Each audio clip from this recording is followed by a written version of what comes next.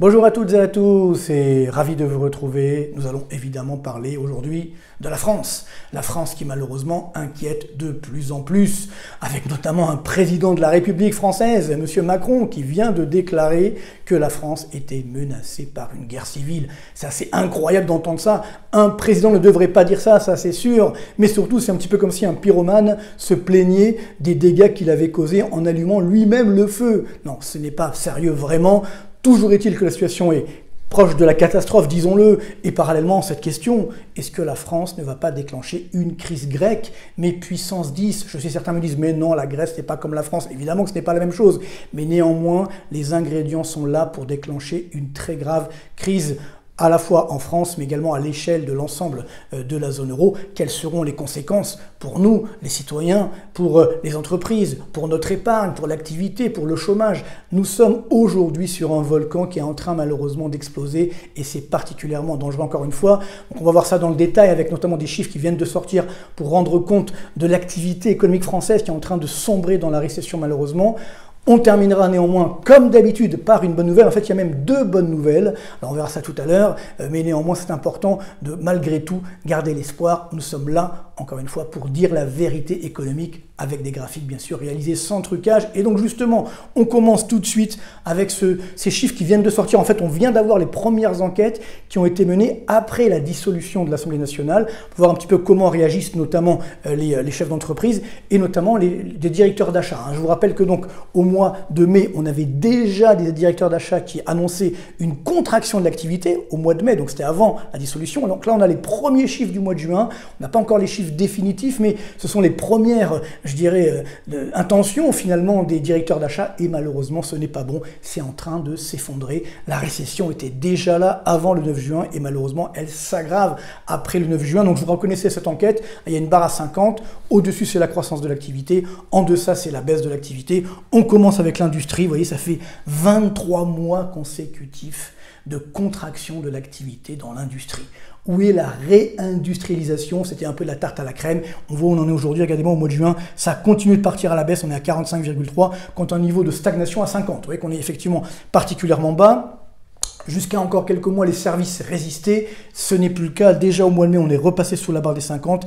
Et au mois de juin, vous voyez ici, ça continue. Donc là, évidemment, la courbe bleue, c'est le PIB. La courbe verte, c'est l'indicateur avancé donc pour les services, 48,8. Et donc, conséquence logique, si on regarde tous les secteurs d'activité, ce qu'on appelle l'indicateur composite des directeurs d'achat, eh bien malheureusement, ça s'effondre encore et toujours. Vous voyez bien ici, on est sur un niveau de 48,2. Donc ça annonce une baisse du PIB, une baisse de la richesse qu'on crée en France au deuxième trimestre, avant même, encore une fois, ce fameux 9 juin, cette fameuse dissolution qui a généré évidemment une sorte de marasme, d'inquiétude économique, et ça ne va pas s'arranger. Alors le pire, c'est que la France, une fois encore, s'illustre par rapport aux autres pays. Pour l'instant, tous les pays n'ont pas publié leurs indicateurs des directeurs d'achat, mais néanmoins, voici ceux qui ont publié, et c'est assez catastrophique. Alors on a toujours évidemment l'Inde qui est devant, ensuite les États-Unis qui résistent bien, même ça s'améliore, le Royaume-Uni ça ralentit, mais on reste au-dessus de la barre des 50. La zone euro, on a eu un petit espoir au mois de mai, mais non, hop, ça repart à la baisse, notamment évidemment à cause de la France. Pareil en Australie, en Allemagne, au Japon également, et regardez bien la France. Dernière, et c'est surtout le seul pays parmi les grands pays qui publie des indicateurs des directeurs d'achat qui est sous la barre des 50, donc qui est en récession. Le seul pays, encore une fois, et pour l'instant, on n'a pas tous les impacts, évidemment, de cette dissolution et de l'incertitude économique que cela a généré. Alors, on peut dire, oui, mais ce sont les directeurs d'achat, c'est particulier. Eh bien, l'INSEE également a publié son enquête du mois de juin. Alors, attention, élément important, la plupart des réponses à l'enquête, selon l'INSEE, ont été envoyées avant le 10 juin, donc ça veut dire que ça tenait à peine compte évidemment de ce qui s'est passé le 9, mais néanmoins, malgré cela, vous voyez bien qu'on est sur une baisse de l'activité. Ici, c'est la courbe bleue, indicateur donc de sentiment économique, donc de l'INSEE, du climat des affaires. Alors la courbe rouge, c'est le PIB, donc on voit, vous voyez, que nous passons en baisse de l'activité. Donc évidemment, le prochain gouvernement, il va hériter d'une situation particulièrement difficile, mais encore plus grave. C'est que dans cette même enquête INSEE, il y a les perspectives d'emploi des industriels, des chefs d'entreprise au sens large en France. Et attention, c'est pas très bon. Un graphique très dur à supporter. Regardez bien, c'est la courbe rouge ici qui monte. Donc quand elle monte, ça veut dire que malheureusement, le chômage va augmenter. Pour l'instant, on est autour des 7,5% de taux de chômage. On était à 7,1 il y a un peu plus d'un an. Donc pour bien dire que le chômage a augmenté depuis un an malheureusement. Et donc, regardez bien, ça va continuer. On pourrait atteindre jusqu'à 8,5% de taux de chômage. Et ça, encore une fois, c'est avant ce qui est en train de se passer aujourd'hui. Ce matin même, un groupe comme Vinci, qui est un gros groupe évidemment, a annoncé énormément de licenciements justement dans le secteur de la construction par exemple. Et donc maintenant qu'on a une sorte d'attentisme, de stagnation liée à cette incertitude politique, ça ne va pas arranger les choses. Donc ça veut dire qu'on pourrait avoir un deuxième trimestre de baisse du PIB et un troisième trimestre 2024 également de baisse du PIB. Donc 2 trimestres consécutifs, c'est bien la définition technique de la récession.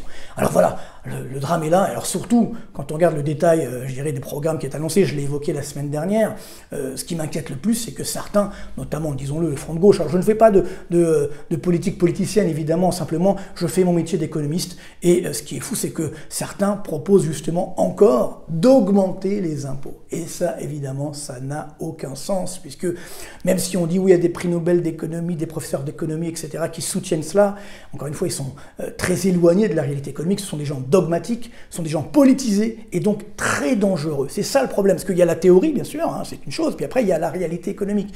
Et donc, on le sait, si on augmente effectivement encore les impôts, d'autant qu'en France, nous sommes numéro 1 du monde, et bien à ce moment-là, si on augmente encore la charge fiscale, la charge des cotisations également qui pèsent sur les entreprises, et bien à ce moment-là, inévitablement, ça va casser l'activité économique. Donc on va ponctionner plus, mais sur un gâteau plus petit, on va réduire l'assiette fiscale, et ça c'est vu comme le monde, hein, j'ai envie de dire, c'est le fameux trop d'impôts tue l'impôt, ça a été vérifié empiriquement pendant des années, on le verra ça tout à l'heure, mais c'est ça qui est fou, on propose encore les mêmes solutions. Alors justement, on va faire un petit peu de philosophie, entre guillemets, puisque ça me rappelle une phrase de Albert Einstein qui définissait la folie. Alors c'est quoi la folie selon lui? C'est de faire toujours la même chose et de s'attendre à un résultat différent. C'est exactement ça. C'est-à-dire on dit, ben non, on va encore augmenter les impôts. On sait très bien que ça ne marchera pas. Certains me disent, oui, mais ça va augmenter les recettes fiscales. Mais non, la dernière fois qu'on l'a essayé, c'était avec François Hollande. Évidemment, ensuite, il est revenu en arrière parce que ça ne fonctionnait pas. Encore une fois, si vous augmentez les impôts, vous cassez l'activité économique,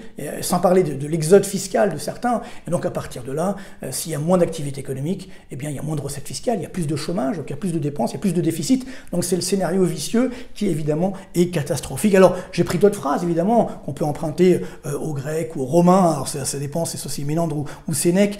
Donc, errare humanum est, perseverare diabolicum. C'est-à-dire qu'en fait, l'erreur est humaine, on peut tous se tromper, mais persévérer dans l'erreur, ça c'est diabolique. Et c'est pareil, vouloir encore augmenter les impôts alors qu'on sait que ça ne marche pas, c'est évidemment diabolique. Donc ce n'est pas la solution. Puis allez, pour ceux qui aiment également Confucius, j'ai pris 3 auteurs différents, comme ça on ne pourra pas me taxer de parti pris, quoi que ce soit. Hein. L'homme sage apprend de ses erreurs, l'homme plus sage encore apprend des erreurs des autres. Et donc c'est ça le vrai enjeu, c'est que là aussi on n'apprend pas malheureusement de toutes ces erreurs, et pourtant ça fait 40 ans, hein, ça fait 50 ans même qu'on a un déficit public en France, on n'a toujours pas appris, on dit non mais ça tient donc je continue. On sait que ça ne marche pas, que ça a aggravé la situation de l'économie française, et malheureusement on continue de faire ces mêmes erreurs. Alors je vous ai fait des petits graphiques pour vous le montrer, voilà justement ce qu'on appelle le poids des prélèvements obligatoires par rapport au PIB, donc vous avez les impôts et les taxes, évidemment on verra tout à l'heure dans le détail, parce que là aussi j'ai beaucoup de questions. Je vais vous dire donc quel est le détail de ces taxes et donc de ces prélèvements obligatoires au sens large.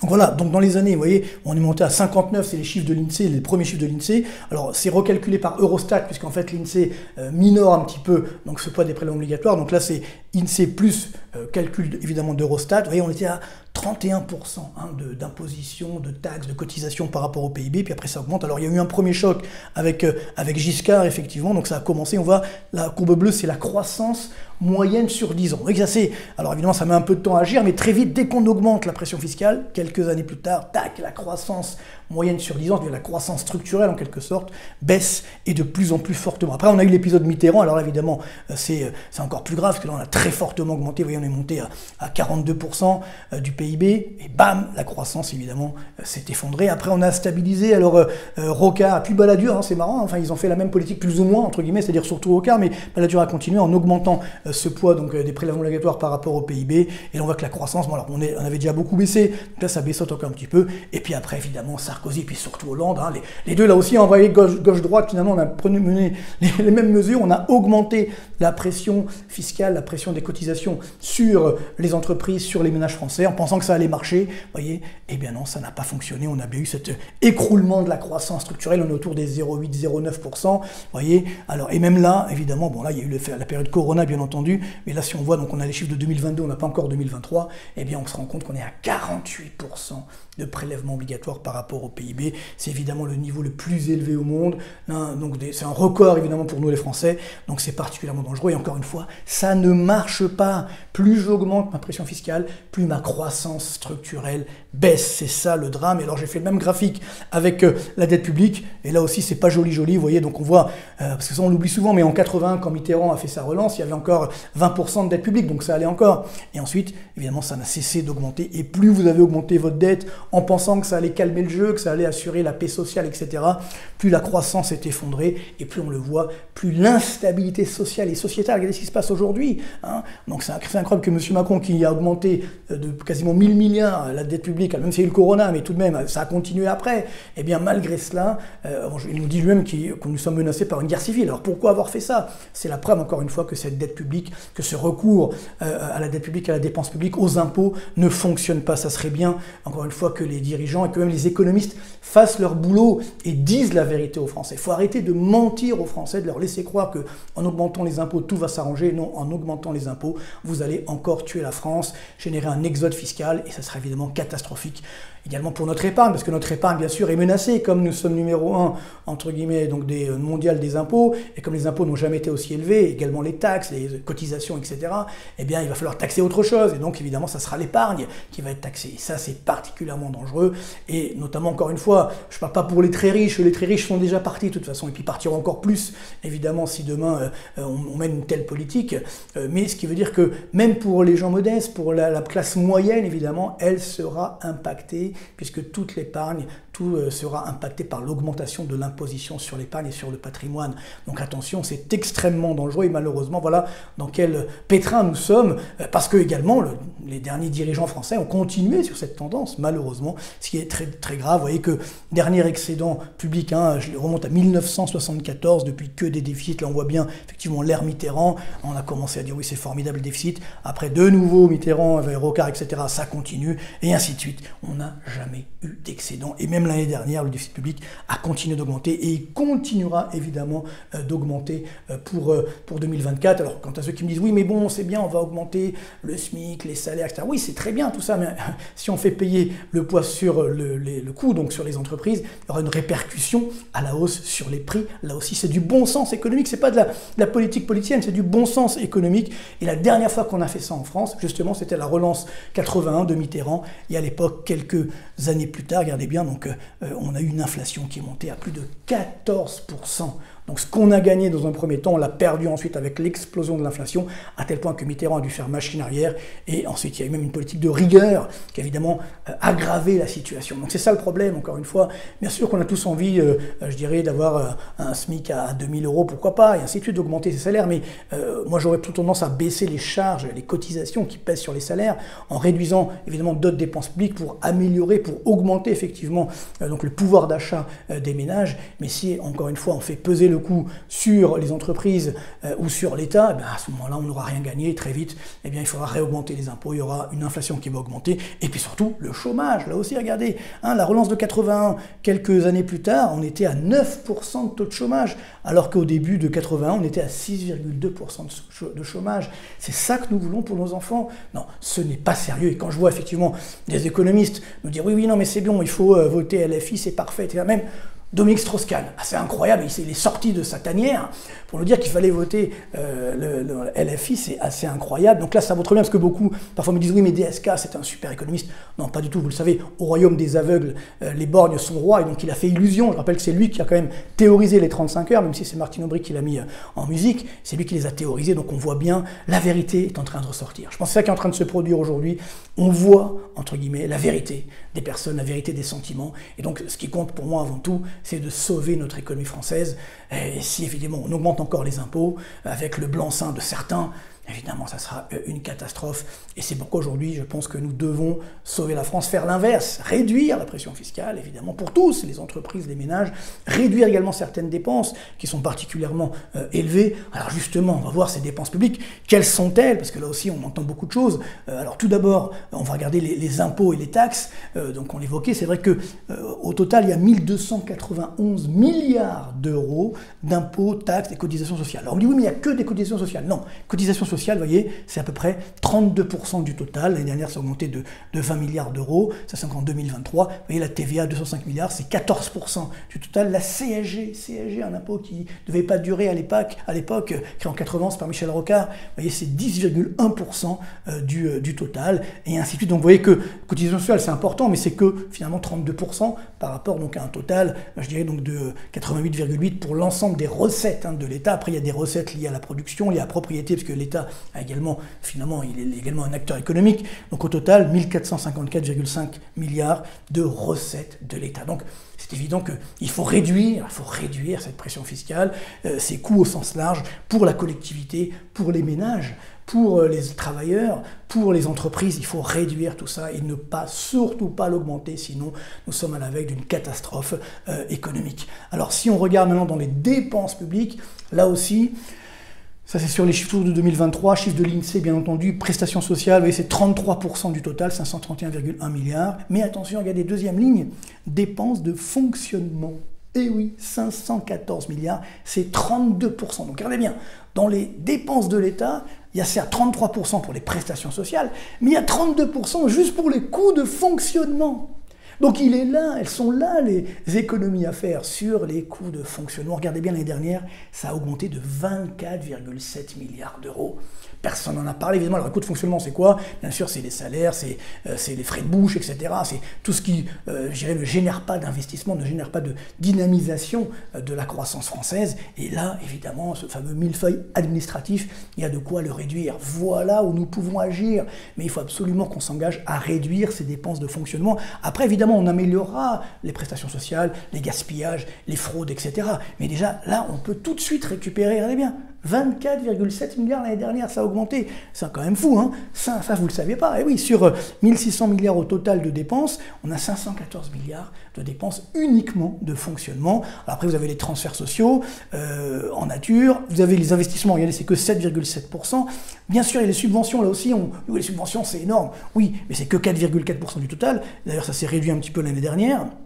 Et la charge d'intérêt de la dette, qui est à 52,8 milliards donc en 2023, et qui va bien sûr atteindre bientôt 75 milliards d'euros. Donc là, vous voyez bien que ce sont des coûts énorme que nous pouvons réduire, et si demain, évidemment, nous augmentons les impôts et que la France augmente ses déficits, eh bien ça va encore augmenter, donc les dépenses vont exploser, et on rentrera dans une crise, encore une fois, à la grecque. On va en parler. Juste pour terminer sur les dépenses publiques, je vous ai fait ce petit graphique, ce petit tableau qui montre donc la ventilation par type de dépenses. Donc protection sociale, vous voyez, 40,8%, la santé, 15,6%, donc c'est bien, mais encore une fois, on se rend bien compte que pour l'instant, ça ne fonctionne pas très bien, donc il y a beaucoup de gaspillage.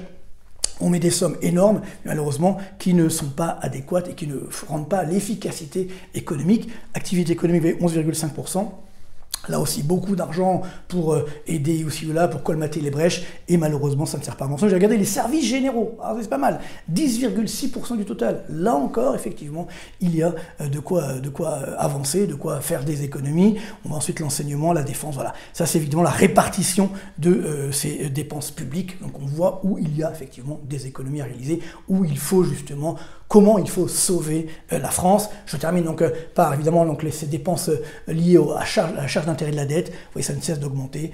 Donc, c'était déjà plus de 50 milliards. Là, on est bientôt à 75 milliards. Ça veut dire plus de 500 milliards d'augmentation sur 10 ans, juste pour la charge d'intérêt de la dette. Plus de 500 milliards, vous vous rendez compte?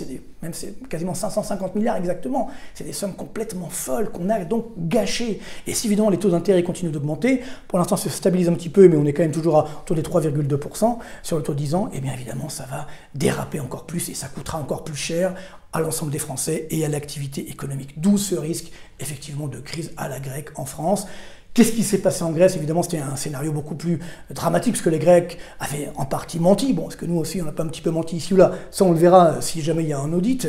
Mais néanmoins, certainement pas comme l'ampleur, évidemment, de cet effondrement en Grèce, où effectivement, on avait truqué sur les chiffres du déficit. Et ensuite, regardez bien, ça s'est effondré, vous voyez, baisse du PIB grec entre 2008 et 2013. 30,4% de baisse, mais pendant le Corona on a fait 15,6%, alors après ça a redémarré, mais regardez bien, aujourd'hui encore, ça c'est quand même important pour nous, pour ceux qui veulent, je dirais, faire exploser les comptes publics, eh bien regardez bien, on est encore sur 22% inférieur, le niveau du PIB grec aujourd'hui est 22% en deçà du niveau de 2008.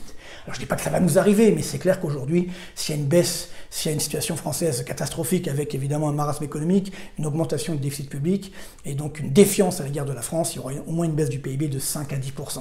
Donc là, évidemment, 5 à 10%, c'est pas une petite récession, c'est un effondrement avec un chômage qui explose. Et puis surtout, regardez bien ce qui s'est passé en Grèce quand il y a eu la crise grecque en 2010-2011, les taux d'intérêt de la dette grecque sont montés jusqu'à 35%. Alors ça aussi, ça ne sera pas le cas en France, certainement pas, mais tout de même, regardez quand Tsipras, vous savez, le Mélenchon grec de l'époque, il a augmenté, il est arrivé au pouvoir, les taux d'intérêt sont presque montés à 20%. Alors après d'ailleurs, qu'est-ce qu'il a fait? Il a dit non, mais finalement je ne vais pas faire ce programme parce que c'est beaucoup trop dangereux. Il a compris et donc ensuite évidemment on l'a exclu du gouvernement, enfin il a été battu évidemment lors des élections et aujourd'hui la Grèce commence à redémarrer, j'ai envie de dire tant mieux pour eux, mais vous voyez le mal qui a été fait, ça met des années voire des décennies à être corrigé, ce n'est toujours pas aujourd'hui le cas. Alors encore une fois on me dit oui mais la France ce n'est pas la Grèce et justement c'est ça le problème. C'est vrai que la Grèce en 2010 c'était 2,5% du PIB de la zone euro, donc on pouvait encore gérer. Nous, on est à 19,5% donc du PIB de la zone euro. Donc si la France fait défaut ou un problème, effectivement, je dirais de stabilité et de crédibilité, c'est l'ensemble de la zone euro qui sera concerné. Alors la dette publique grecque, c'était 350 milliards d'euros. Nous, on est aujourd'hui à bientôt 3200 milliards d'euros. Donc c'est pas du tout le même ordre de grandeur. Donc autant là, on a pu sauver la Grèce à l'époque, avec l'Allemagne, etc. Là, 3200 milliards, ça va être compliqué de faire un moratoire sur la dette publique française. Vous voyez ce que je veux dire? Et dernier point, c'est vrai que les Grecs à l'époque, donc avec très peu de recettes fiscales, puisqu'on faisait des déclarations sur l'honneur pour la déclaration des impôts, donc évidemment il n'y a pas beaucoup de recettes fiscales. La France a beaucoup de recettes fiscales, c'est justement ce qui fait sa force, mais attention, si demain on augmente encore les impôts, il va y avoir un exode fiscal dramatique, mais pas que pour les riches, encore une fois, pour beaucoup de parties de la population, la classe moyenne, qui sont apeurés, bien entendu, et qui, je pense aux retraités également, qui ont mis toute leur vie à constituer une petite épargne, on n'a pas envie évidemment de se faire taxer, d'autant que cette épargne a été déjà taxée plein de fois, parce qu'on a eu l'impôt sur le revenu, la CSG, la CRDS, la TVA, etc. Enfin, ce que je veux dire, bon, et ainsi de suite. Donc tout ça fait que, non, ce n'est pas possible. Et donc, attention à ce risque d'exode fiscal. Donc, encore une fois, on va réduire l'assiette fiscale. Donc, on ponctionnera plus, mais sur un gâteau plus petit. Donc voilà, ce qui peut nous arriver si jamais on augmente encore les impôts, je dirais, après ces élections, ce que je ne souhaite pas. Et puis alors, dernier point qui montre que la France est peut-être encore plus dangereuse que la Grèce, c'est que ce qu'on appelle l'actif net est négatif. Si vous prenez la dette française, donc on est à peu près à, pour l'instant, 3100 milliards d'euros, bientôt 3200 milliards, mais si on prend ce qu'on appelle le hors-bilan, ça veut dire les engagements de l'État, mais qui n'apparaissent pas encore dans les comptes publics. Par exemple, le paiement des retraites des fonctionnaires, c'est un engagement de l'État, donc c'est une dette future, mais qui n'apparaît pas encore dans la dette actuelle, eh bien ça veut dire qu'on rajoute 3500 milliards. Donc ça veut dire que la dette totale de la France, en fait, c'est 6500 milliards. Alors on me dit, oui, mais on a des actifs. Alors si on regarde les chiffres de l'INSEE, eh bien regardez bien, aujourd'hui, l'actif total de toute la puissance publique française, c'est 4400 milliards d'euros. Donc même si je vends tous mes actifs, la Tour Eiffel, la Joconde, etc., je ne rembourse pas ma dette. Donc ça pour vous dire que, attention, ne comptons pas trop justement sur ces actifs, parce que l'actif net de l'État et de la puissance publique, toute puissance publique confondue, administration sociale, locale, etc., eh bien nous avons un actif net négatif, une dette qui est beaucoup trop imposante, élevée, par rapport à nos actifs. Et ça, c'est très dangereux. Et ça nous rend encore plus dangereux que la Grèce. Et puis justement, comme on a un poids plus important que la Grèce, on entraînera bien sûr l'ensemble de la zone euro dans notre marasme. C'est clair que les Allemands ou les Italiens ou les Espagnols ou les Portugais qui ont fait des efforts, je ne parle pas des Pays-Bas encore plus, qui ont fait des efforts justement sur leur dette publique, ils n'accepteront pas que nous continuions à augmenter nos déficits publics. Donc ça, il faut l'avoir en tête, ça sera extrêmement dangereux. Et donc, ça veut dire une crise dans l'ensemble de la zone euro, avec donc l'euro qui pour l'instant se stabilise autour des 1,07 $ pour un euro, mais pourra bien sûr atteindre la parité avec le dollar. Donc si l'euro baisse, ça fait augmenter l'inflation importée. Donc vous avez compris que l'inflation va également augmenter en France. Donc on aura la catastrophe totale.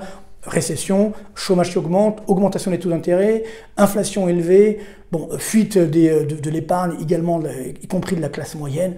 C'est ça que nous faisons pour la France de demain. Non, il faut absolument éviter cela. Donc on verra, je ne vais pas, encore une fois, après le premier tour, on en dira plus pour voir ce qu'il faut faire, ce qu'il faut prendre parti ou pas, c'est clair, mais pour le moment, c'est sûr que si vous augmentez encore les impôts, si vous augmentez encore les déficits publics, donc pour la suite de l'année 2024, sachant qu'on a déjà 160 milliards de déficit public, donc tout ce qui viendra en plus, ça sera évidemment une catastrophe économique. Nous ne pouvons pas nous payer le luxe de cela. Je vous préviens simplement, il n'y a pas de parti pris, encore une fois, c'est juste mon rôle d'économiste de vous dire ça. Et donc d'ailleurs on le voit bien, les marchés sont inquiets, la bourse ça résiste encore plus ou moins, marché obligataire également, mais on voit que l'or se maintient toujours autour des 2333 $ l'once. C'est pas le sommet de mai 2024, mais néanmoins on reste cher. Donc on a bien c'est plus une poire pour la soif, c'est je dirais un seau d'eau pour la soif entre guillemets. Les investisseurs se disent il faut évidemment de l'or en cas justement de crise à la grecque qui se produirait en France, malheureusement, qui sont qu'une crise grecque puissance 10. Je ne le souhaite pas, bien entendu, mais malheureusement, plus les jours passent, plus les semaines passent, plus ce risque est en train d'augmenter. Alors je vais terminer quand même, vous allez me dire, mais qu'est-ce qu'il va me trouver comme bonne nouvelle avec tout ça? Parce que c'est vrai que c'est compliqué. Il y en a quand même une, j'ai même dit deux. Il y en a deux, c'est en fait le fait que on parle enfin d'économie. Dans le débat aujourd'hui politique, on parle enfin d'économie, bien sûr, de sécurité, c'est très important, mais aussi on parle d'économie. On voit que les candidats, justement, ils essayent de s'appliquer sur le programme économique, et ça c'est important parce que c'est la première fois. On a eu des élections présidentielles, on n'a quasiment pas parlé d'économie. Donc là, enfin, on parle d'économie, ça veut dire que l'économie est au centre, évidemment, des interrogations des Français. Et d'ailleurs, la dernière vidéo YouTube sur ce thème, justement, que j'ai fait ici même, donc celle de la semaine dernière, 340 000 vues donc en une semaine. Merci beaucoup, c'est formidable, c'est un record. Merci pour votre fidélité. On est maintenant même à 161 000 abonnés. Ça veut dire que les Français veulent savoir. Donc, n'hésitez pas à faire savoir, à faire connaître notre chaîne, parce que c'est également votre chaîne. Ce succès, c'est votre succès. Donc, merci pour vos likes, pour pouces vers le haut, pour faire connaître justement cette chaîne, pour développer la culture économique. Rappelez-vous, c'était la 7e mesure de ma thérapie de choc bienveillante de la semaine dernière. Il faut développer la culture économique des Français parce que si on comprend ce qui est en train de nous arriver, on ne laissera plus nos dirigeants faire n'importe quoi avec les deniers publics. C'est vraiment tout ce qu'on peut nous souhaiter pour les mois à venir. Merci encore pour votre fidélité. Portez-vous bien, bonne continuation et à très bientôt.